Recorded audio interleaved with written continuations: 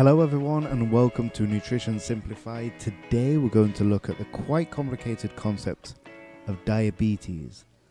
And I'm going to try and simplify things for you just to get a better understanding and more of a grasp on it. And today we're going to look at the two main types of diabetes type 1 and type 2. So diabetes type 1 is something called an autoimmune disease, which occurs when the immune system attacks and destroys the insulin-producing cells in the pancreas, called beta cells. Type 1 diabetes can occur at any age. Type 2 diabetes occurs when the body becomes resistant to insulin or doesn't produce enough insulin to regulate blood sugar levels. Now, this type of diabetes is often linked to a lifestyle or family history and typically develops in adults over the age of 40. And treatment of type 2 diabetes involves lifestyle changes such as regular exercise, a healthy diet, and weight loss. So now you kind of know what they are. What does this actually mean in the real world? Well, let's look at a car. You put fuel into a car, petrol or diesel or whatever. The fuel goes to the engine and the engine gets things moving like the wheels and the car goes. For our bodies, the fuel is the food, or more specifically the glucose that comes from the food. And we have an organ in our body called the pancreas, which is kind of like the engine. The pancreas makes something called insulin, which are like these little keys. And these little keys go with the glucose and what we've got from the food and go to our body's cells. Now these cells are like locks, and the insulin is the key to unlock the cells so the glucose can get in and the cells can have enough energy to do their job. In type 1 diabetics, their pancreas isn't really working right. It's not making enough or sometimes no insulin at all. This means that when you eat food, the glucose can't get to the cells to give them that energy. And that's why type 1 diabetics need to give themselves insulin, usually with a special shot or a little machine. In type 2 diabetics, it's a little different. So type 2 diabetics have a lot of the keys, so a lot of insulin in their bodies, but the locks or cells don't always want to open very easily. So it's like having a big bunch of keys, but the locks are just that little bit rusty and stuck, and the keys don't fit very well.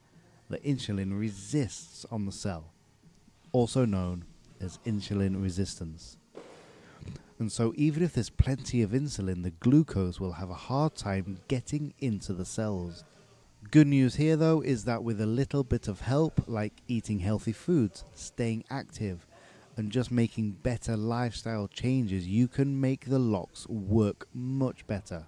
So now you have plenty of keys and the locks work much better and everything works just fine. Type 2 diabetics just need to be a little bit more careful about what they eat and to stay active. So why do people with diabetics need to be careful with what they eat? Now, think of your body as a seesaw and you want to keep everything just balanced. You want to keep your body balanced. When you eat sugary things like sweets, cakes, it can cause a little spike in your blood sugar level. It's like suddenly adding weight to one side of the seesaw and it's off balance. For most people, their body can quickly adjust and just bring the blood sugar levels back to normal. But for people with diabetes, especially if it's not well controlled, it can be harder for their bodies to do this. For type 1 diabetics, they typically need to take insulin because their bodies don't produce it. They must match their insulin doses with the amount of carbs they eat. Carbs are found in foods like bread, pasta, rice, fruits, sweets, donuts, cakes, etc. They need to be consistent with their carb intake to keep their blood sugar stable and the seesaw level. Now, type 2 diabetics often have insulin resistance, so their bodies don't use insulin effectively. It's important here to focus on a balanced diet that includes whole grains, lean proteins, and healthy fats. With this, portion control is essential, and eating large quantities of food, especially in high carbs or high sugar foods, can cause these blood sugar spikes and the seesaw to be unbalanced.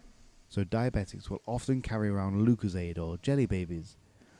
Well, if their blood sugar gets too low and the seesaw goes the other way, they may need a quick source of sugar to bring that back up to a safe level. It's all about finding the right balance and keeping your blood sugar levels in a safe range. So what about fruits? They're just sugar. So the thing about fruits is that although they have sugars too, you're also eating other stuff. Fiber, as an example. The fiber in the fruit, such as the skin, helps slow down how the sugar gets into the blood. So it's more of a steady and slow release of energy. It's still a good idea though to pay attention to how much fruit you eat and not eat too much all at once. So ladies and gentlemen, that's been Diabetes, Nutrition, Health, Fitness Simplified. Thank you so much. I've been Ashley Hawksworth, and until next time, we'll see you soon. Take care.